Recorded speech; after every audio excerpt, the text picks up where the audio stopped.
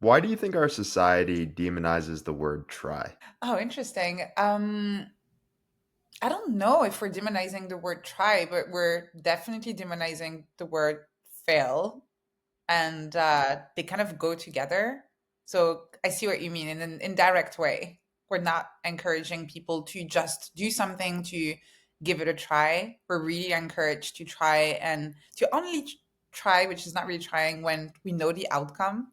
We're encouraged to have a clear vision, a clear plan, then work really hard and we'll get there. So just trying, just giving it a try is not really something that's encouraged. Yeah, completely agree. And that's why I asked it because I feel like within my upbringing, but especially what you see in social media, especially within the personal development space, it's like, no, there's no trying. Like you either do or you don't do, where it's like, well, I want to see if this aligns with me or not. So I need to first try it. From my experience, one of the best ways to truly understand your personal growth is to visit an old environment that used to inhabit a lot.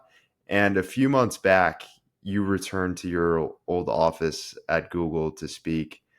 What did you learn about yourself through that entire experience? It was interesting to see how much I've changed and grown, and also how I'm still the same person I was at the time. Fundamentally, if I just really look at the person I was a kid who wanted to have an impact and who wanted to grow and who wanted to learn.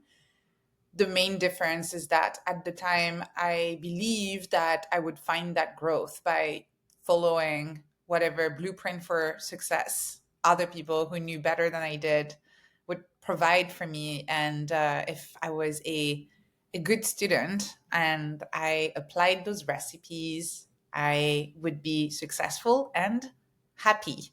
What I found is that, and this is really the main way in which I've changed, is that I do think you can be successful if you follow a blueprint, but it's a very narrow definition of success that you're going to get to.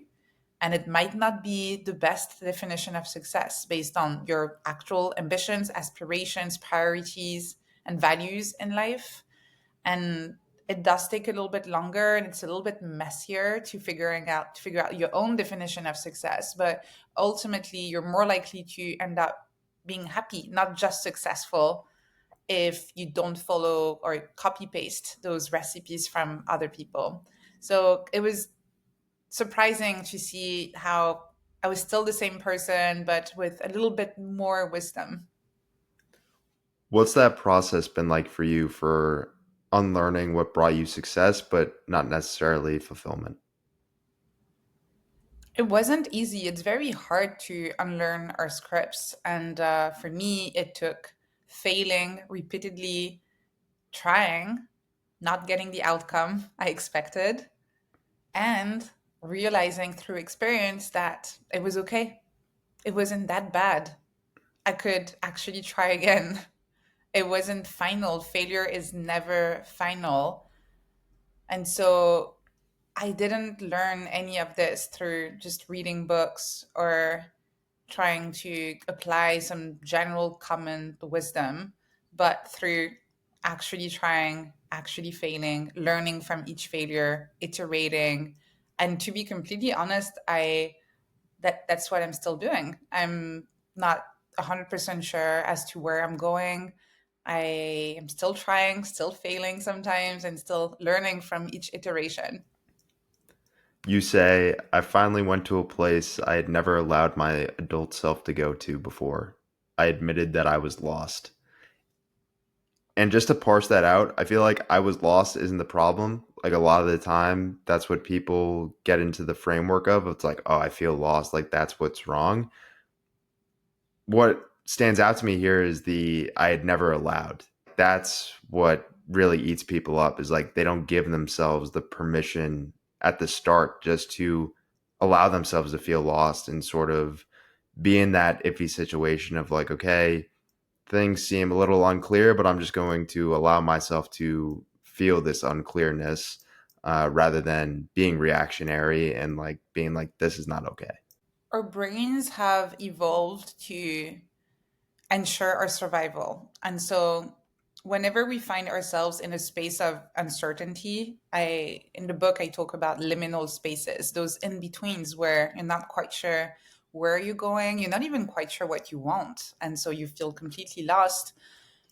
Our entire brain and our body are screaming, saying, "Let's get out of here. Let's go back to a space of certainty, to a space where we feel like we know where we're going." And so that's why very often we don't allow ourselves to be in those liminal spaces, to let ourselves feel lost. We'd rather be in a space where we have the sense of clarity, which can be an illusion very often, but at least the sense of clarity that feels very reassuring. And the first time I allowed myself to admit that actually I'm lost, and you know what, that's not such a bad thing, it might even be a good thing, was also the first time in my life I allowed myself to ask, what do I actually want to explore? What do I actually want to try? What am I curious about? Even if nobody was watching and if that traditional definition of success was out of the equation, what is it I'm curious about? Yeah, and this leads you to your whole philosophy on tiny experiments. What exactly is are tiny experiments, and what did that first tiny experiment look like for you? I discovered the kind of discovered I rediscovered the concept of running experiments when I went back to university to retrain as a neuroscientist. And something clicked for me when I realized that that experimental mindset that scientists use to relate to uncertainty could be applied to any area of your life or of your work. And so, first, tiny experiments are it's a change in mindset. It's really being excited whenever you're uncertain. So you'll never be able to completely get rid of uncertainty. It is just a core feature of the world we're living in. What you can change though is your response, and you can either respond with anxiety or with curiosity. And the experimental mindset is really just like a scientist when they don't understand something and they get excited, they feel like, oh, we might learn something new here. It's really retraining yourself to have this relationship to uncertainty. And then in the book, I describe a very simple way to design kind of like a mini protocol for experimentation. So when a scientist design an experiment, they only need to know two things: what they're going to try and the trial period. And so a tiny Mm. experiment is exactly the same thing. You just need to know the action and the duration. What makes it really powerful is that an experiment is not a goal. With a goal, you have a very binary definition of success. So you say, this is the outcome I want.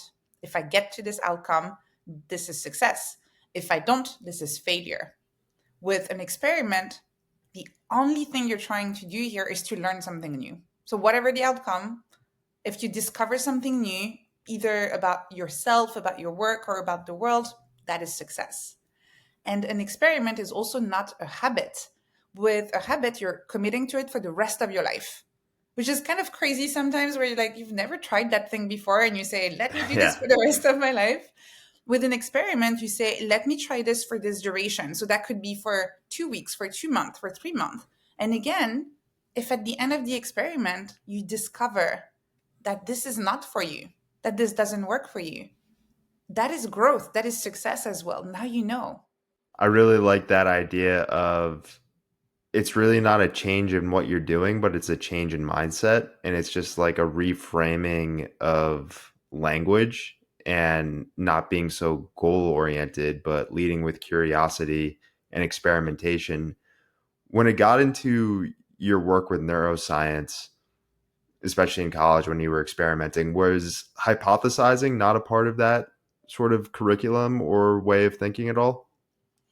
It is a part of it. And you are, whenever you design an experiment in your life or in your work, you are technically formulating a hypothesis. The hypothesis is very often like, that might help. That's basically the Yeah. hypothesis. I think this might help. And so that's why you're doing the experiment. And it is a hypothesis in the sense that you might do the experiment, try that action for a duration, and you might be correct. So an experiment I love, for example, and I recommend when people say, "Oh, it must take so much time to experiment," I say, "No, let me give you one.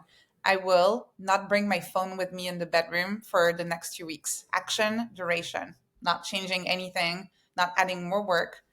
And the kind of implicit hypothesis here is that it's going to help maybe with your sleep, which is going to have some positive downstream effects on your mood, your mental health, maybe your productivity and your creativity during the day. And so you don't necessarily have to write it down and say, that's my hypothesis, I'm a scientist, right? But that's the implicit hypothesis. And for most people, it might work. And for you, maybe you actually don't notice so much of a difference because maybe you were one of these people, which I haven't met that many, but who are able to bring their phone to the bedroom, put their alarm on, and go to bed. And so not bringing your phone to your bedroom maybe doesn't change anything for you. And that's great. You tried it, didn't notice any change. And so maybe that's not something you need to change. And so there is always a hypothesis. If you find it helpful to explicitly formulate it, do that, but it's not always necessary.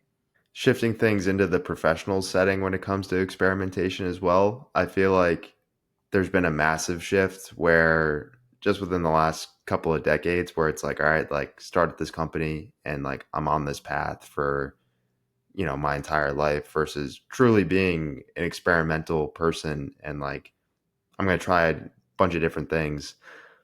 Why do you think it kind of seems like on a macro level that there's been that shift? Why do you think that's been the case?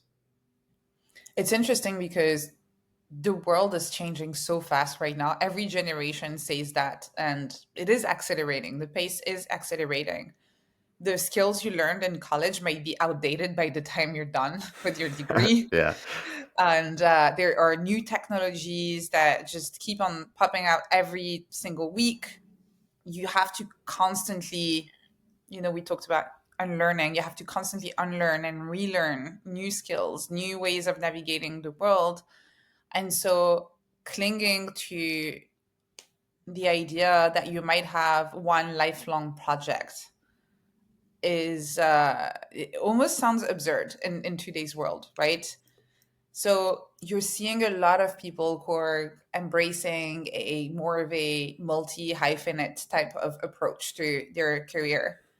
And this is because they implicitly understand that having one job for the rest of their lives is not going to happen anymore. And the great thing is that a lot of people who are doing this these days, they're not necessarily seeing this as a bad thing. They don't feel like, oh no, I'm forced to have a side project and then another thing I'm working on. A lot of people are finding joy in this chance they have to apply different skills and learn about different topics. And you know what? Even allowing yourself to be bored of something after a while, maybe you've outgrown this topic, this area, or this industry, and you're ready for a new adventure. That should be celebrated. And it should be great. The end of a chapter saying, you know what, I learned everything I wanted to learn from this. I'm ready to do something else. Yeah, and it goes to like the most common interview question I feel like you used to be asked is like, what's your 5-year plan look like? Or where do you see yourself within this space within 10 years? And it's like, I have absolutely no idea. Like, I might not be doing this at all. And it just goes to that impact of experimenting, but more so just being present, like just presence. Like, this is what I'm doing right now. Talk to me about the relationship between self packaging and self improvement. It's very hard nowadays that a lot of our lives and our work is on display online. There is really a temptation to package yourself in a way that is as appealing as possible and as legible as possible to other people. And there are lots of benefits to having a legible personal brand. And by personal brand, I don't even mean that you're a social media influencer. We're at a point these days where everybody has a brand. Literally everybody has a brand. If you have a an empty LinkedIn profile, you just have a bad brand. But everybody has a brand. People will actually make those very quick judgments as to who you are, what kind of person you are, what kind of work you do, based on your presence in the world and very often your online presence. And there are benefits to investing a little bit of work into that. And just, it's a little bit like people who had like a nice business card and in the past and just saying, hey, here's who I am. The danger is when you start making decisions based on how you're going to be perceived by other people. And so I think it's very important to keep on asking yourself, is this self-improvement? Is this something where I'm actually growing and learning and I'm actually excited about it? And I feel like there's genuine growth at a personal level. Or am I pursuing this opportunity because it will look good, because people will praise me, and because it will give me this rewarding experience of being admired by other people? And whenever you catch yourself doing the latter, don't blame yourself. Again, our entire society is designed around that. So it's more about having a gentle, honest conversation with yourself and just asking yourself, okay, wait a second. Why am I pursuing this opportunity? Little check in. And then making sure that at least 90% of the time you orient towards self improvement and not self packaging. Yeah, I think that's really important because, like you said, personal branding has become, yeah, like you said, everyone's got a personal brand, whether you like it or not. Like, people are making judgments off of you, whether it's LinkedIn, whether you have some type of public social media profile. Like, that is what people are going to understand you as. It can be dangerous though, because branding can feel like, okay, am I thinking like a brand, or am I actually thinking like just a human and a person? And am I doing things as a human, or am I doing things as a brand? And that ties in, I think, really importantly with the whole experimentation part of things, where it's like, let me experiment, and then maybe this potentially becomes a part of my brand, but like, let me experiment as a human first. And I think this entire conversation on experimentation and pushing for that type of philosophy is important to talk about. But I think it's also equally as important to talk about, I guess, sort of the negative downsides or the ramifications of just being goal oriented, especially when like that's what our language and understanding has just always been around within society, to like have goals, like, like be a goal setter. Why do you think goals can actually hold us back?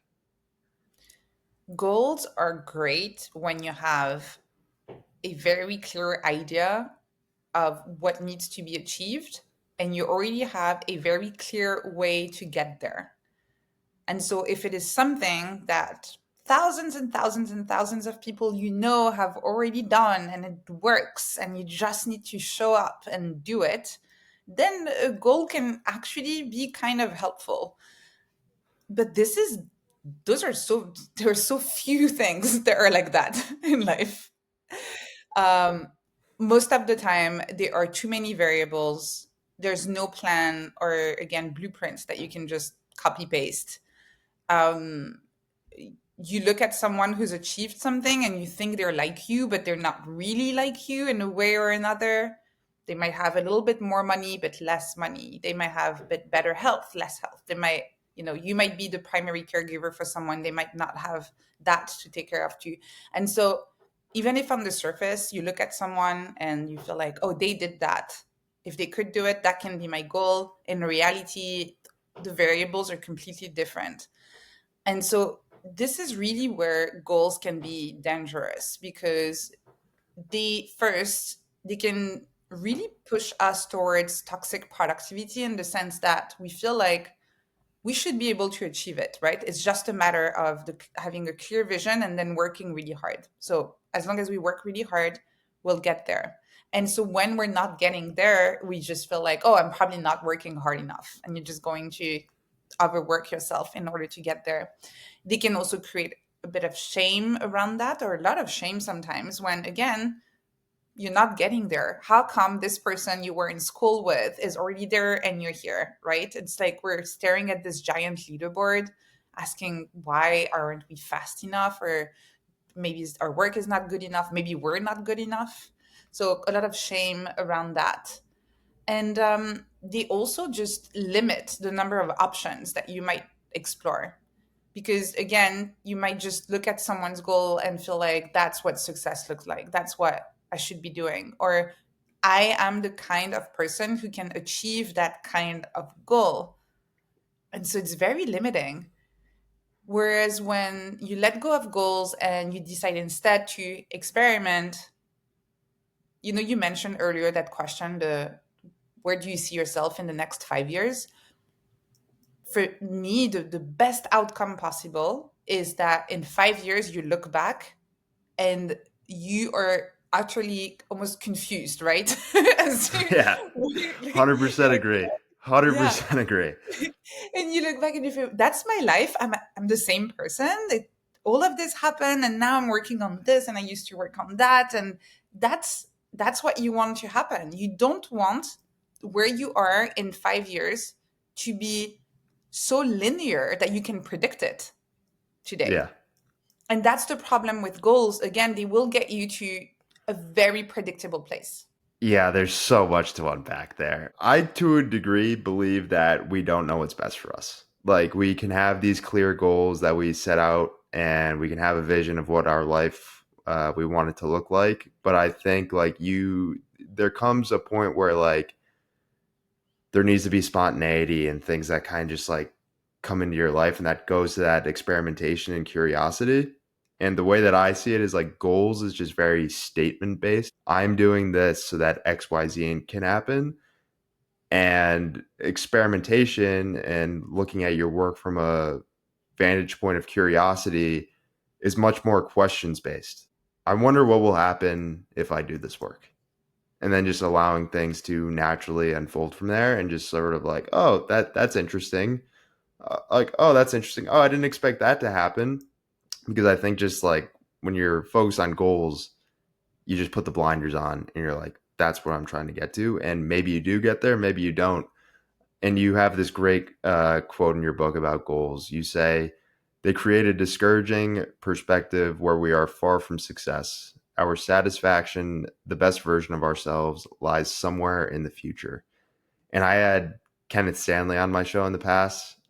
He's the author of the book Why Greatness Cannot Be Planned. And he had this really interesting concept that I hadn't heard before or seen before, where we're always future oriented. Like, what would my future self want me to do? And that is just completely theoretical. And we don't know, that it's just imaginary.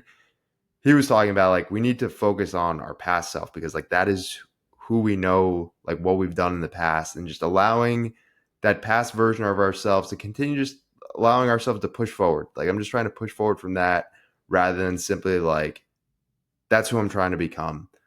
With goals, there's a parallel, understanding. All right, I have goals and I have purpose. And I think that's become really dangerous within our society as well. What was the process like for doing the research on the amount of book mentions for the phrase find your purpose?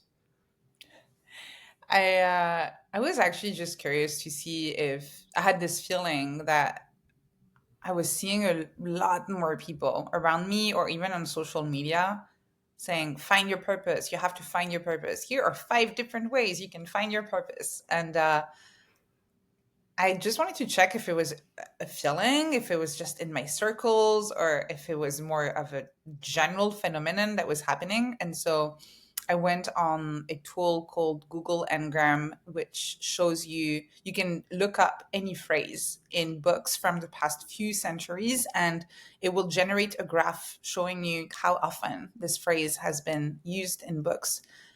And so I just typed finding your purpose in there, clicked enter, and it showed me this like almost like exponential looking graph showing 700% increase in mentions of that phrase in the past few decades, I think 2 decades. And so it confirmed that it was not just a feeling, an impression that I had. Our society has become obsessed with the idea of finding our purpose. Where do you think that really got invented? Does it come within books and just crushing the language, or where do you think that obsession with purpose came from? I would say, I can't say for sure, but I think it grew alongside the growth of self help as an industry in general. And I think it does try to answer a real question, an emptiness that a lot of people are feeling, where they're not quite sure their life has meaning or where they're supposed to go. Religion used to play a much bigger role in our society and used to provide a Mm, ready-made answer for a lot of people and saying, don't worry, this is your purpose. You don't have to worry about that. And so I think for a lot of people who are not religious or not as religious as they used to be, there's this nagging question, but why am I here? What's the point of all this? And finding your purpose provides an answer, which I personally don't think is the correct answer, but it provides an answer. And so I think anything that provides an answer to that nagging question of why am I here is going to be popular. that's really, really interesting. Um, yeah, we definitely have a romanticized view of purpose and needing to find purpose. And I think that's why we think it's such a struggle because we have that romanticized view of purpose. And it's like, oh, like my life is just going to feel so good and everything's going to align and like I'm just going to become so successful. And it's like, all right, that doesn't exist. So that's why this phrase I feel like just gets pushed because it's like, oh, like I haven't found my purpose because I haven't felt like that euphoria in a way. And it seems like we make searching for purpose, whatever that means, like we make that our work or our passion rather than simply finding different work or experiments that are interesting to us and that we're really curious about. And then that could potentially unlock different things. It's like, oh, this is feels good or this is purposeful. But we've just become so locked in on this term. And I think it's because of books and like the language of just like being drilled into your head this word purpose. Yeah, and it's also, yes, the idea that it has to be something really big that takes a lot of space in your life, and something that you can proactively figure out. And both are wrong, because if you talk to people who wake up in the morning and are fairly excited to wake up in the morning, to me, if you wanted to describe what purpose is and what an actual real expression of it is, that, and if you wanted to use that word, I think that's what it is, right? Waking up in the morning feeling fairly excited to wake up and see what the day will bring. um Most people who experience that on a day-to-day basis, if you ask them, how did you get there? First, a lot of them won't talk about a big sense of purpose, changing, their entire life, saving the world, or anything like that. They'll talk about the small things every day that they're excited to explore, and feeling like every day brings something new and fresh that they're curious and excited about. And the second thing is that none of them will tell you that they spent 1 year going through 5 different worksheets and 5 self-help books, and that's how they found their purpose. They will all tell you that it just emerged. Like, purpose is emergent. And they allowed themselves to explore, and they tried something. They worked on a project. They met someone interesting who said, hey, do you want to collaborate with me on this thing? Let's try it. They said yes. And one day they woke up and they felt like, wait a second, I really like what I'm doing right now. I'm excited about this. This is great. And they know that it might not be for the rest of their lives. It might not be their big P purpose thing, but for now, this is good. This feels good, and they're excited about it. Completely agree with you that purpose, we think it needs to feel like this big thing and building off of that, I feel like we also think it like it needs to be fixed, it needs to be finite, it needs to just be like one thing, like, oh, like this is the thing that I do. And that's where the real drawback with that type of language can really be. So I think the question then is it's like, okay, this phrase is being pumped into our minds in books and on social media all the time. So I think the question is, it's like, all right, what's the new language that we need to understand then that can really help us? And it's a term that I had never heard before, self complexity. Talk to me more about that and how that could actually assuage these problems when it comes to purpose. So, self complexity is basically the number of identities you consider you have in your life. So, when we have low self complexity, we consider that we are just one person. So, maybe we see that a lot in startups. Startup founders who have low self complexity because they consider that their entire identity is to be a startup founder. And when that startup fails, we see very high rates of depression because it's not just the startup that failed, it's their entire sense of identity that collapses.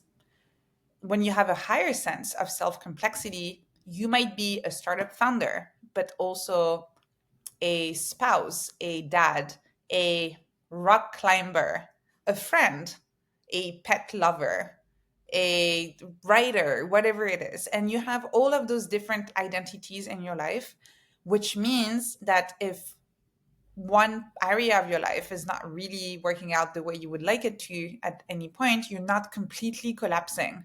You have all of those other identities. So if unfortunately, I don't know, your relationship doesn't work out, you get a divorce, then you have all of these other identities. If the startup doesn't work out, it's okay. You have all of these other identities. And there's lots of research showing that the higher your self complexity, the better your mental health overall and your sense of satisfaction with your life. So, a very simple question anyone Mm. can ask themselves is, what are all of my identities? And literally, you could grab a piece of paper and list them. Like, how would you describe yourself in terms of all of the roles you're playing in your life? And see how many you can come up with. And the bigger the number, the better. Going back to what I was saying at the start of our conversation about how we demonize try and we think of trying as something that isn't good. We have to either like go all in or just don't do it at all. And you have this great quote in your book that illustrates that from Corin Delgay about his experience painting. He says, I was just looking for mistakes to learn from. And I see that as the true foundation of experimentation and literally just work in general. How it's about, I'm just trying to be not as bad as I was yesterday. And I think it goes to that reframing of language as well, where it's like, what being not as bad as you were yesterday, that is called getting better.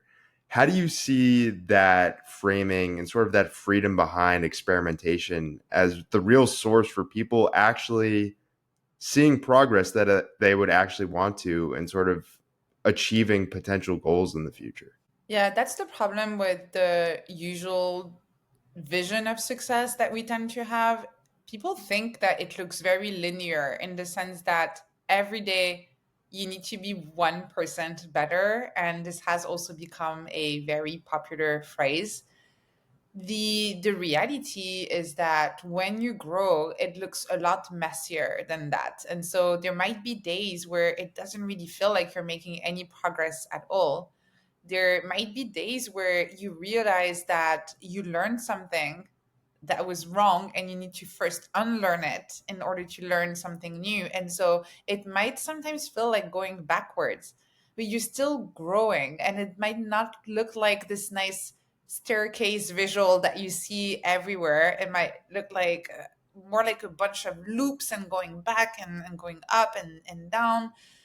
What's more important is movement, is intentional movement. And whenever you experience something, whether that experience feels like it was positive or not what you expected, learning from the experience, extracting knowledge from the experience, and using that new knowledge to try again, to iterate.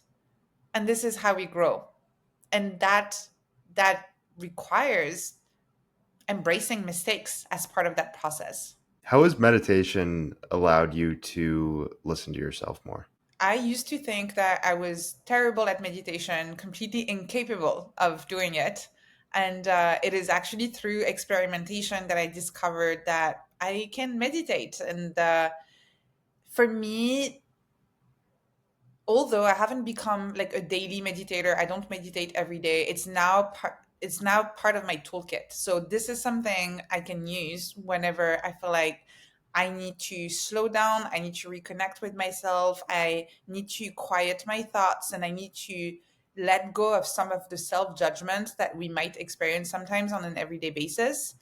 And so it is just one of the tools. So I think more at a meta level, learning how to meditate first helped me really reinforce the idea that there's really nothing that you can't teach yourself if you really want to try and really give it a proper try. Once you manage to do the thing, it doesn't mean that it has to become your entire identity. You can still have, we talked about self complexity, so it can just be one of the tools in your toolkit, and you can still have other tools. So I still journal and dance and walk and do a bunch of other stuff that are good for my mental health. And it also taught me, which is more about the practice itself, it really helped me observe my thoughts in a way that is less self-judgmental, just being like, oh, interesting, that's an interesting thought, I don't have to be that thought. And so that's also very helpful. I'm a big believer that disruption, like unwilling things that come into our life, unwilling challenges, even going as far as unwilling suffering, is the foundation for experimentation. Because, like, when we feel like things are going as planned or like we have a good control on things, I feel like we get into the mindset of having that fear of doing things that may be out of the ordinary. But when we have stuff that unwillingly comes into our life, our gut instinct is like, oh my gosh, I haven't been living intentionally, or I haven't been doing things that truly speak to me. How do you see as those types of things as being like a real key for experimentation, actually? I would put that in the same bucket as uncertainty, disruptions, uncertainty, unavoidable, absolutely unavoidable. You can make yourself miserable trying to avoid that, trying to avoid disruption, trying to avoid uncertainty. Or you can accept the fact that disruptions are going to happen. Your plans are not always going to work. Even when you have the perfect plan and the perfect vision, something's going to go wrong. Someone's going to do something you didn't see coming. The environment's going to change. You might change in a way where you surprise yourself as well. And so you cannot rely on this full sense of certainty to direct your life. And so instead of resisting it, welcoming it, in the book I talk about a two-step process that I think is quite important whenever you're faced with a disruption, which is to first deal with the emotional aspect, label the emotions, accept that it's completely normal that you might be more anxious or stressed if things are not going to plan. That's completely fine. Once you've done that, you've dealt with the emotion, you can then deal with the objective aspect, the objective challenges that are caused by that disruption. And you can separate these things now that you're calmer. You realize that, okay, something went wrong. I didn't see it coming. I'm feeling a bit stressed and anxious. Let's go back to a place where I feel connected to myself. And now let's deal with the actual consequences. You'll realize that most disruptions are are experiences that you are equipped to navigate. And the bigger the disruption, the longer it's going to take and the more work it's going to take to navigate it, but you are equipped to navigate it. A few years back, I had the thought about myself of just like, oh, like I feel lost. And I guess to a certain degree, like you were saying, like we all feel lost at all times to a certain degree. The thought that I had to myself was like, all right, to feel like you don't know what you're doing or where you're going, the question then becomes, does that mean that you're lost or does that actually mean that you're free? What would you say to someone who I guess would feel inclined to say, like, no, I feel like I'm lost? I don't think they're incompatible. You can be lost and free. It's actually very freeing to be lost. It's being lost is just the state you're in. You don't know where you're going. Your response to that state is something you can actually modulate, and so you can respond to being lost by saying, "This is horrible. Get me out of here." Or you can say, this is incredibly freeing. I actually don't have a plan. I don't know where I'm going, which means that any option might be a good option. I like that. I hadn't thought of it that way. If it's not a duality, but both can exist in the same time. And Laura, it's been great talking with you today. Where can people go to connect with you and see more of the incredible work that you do, find out more of your book, all of that great stuff? So my book is available anywhere books are sold. You can just look up Tiny Experiments. And I also write a weekly newsletter at nestlabs.com where I write about a lot of the topics we talk about today. Awesome. Great talking with you today. Thank you.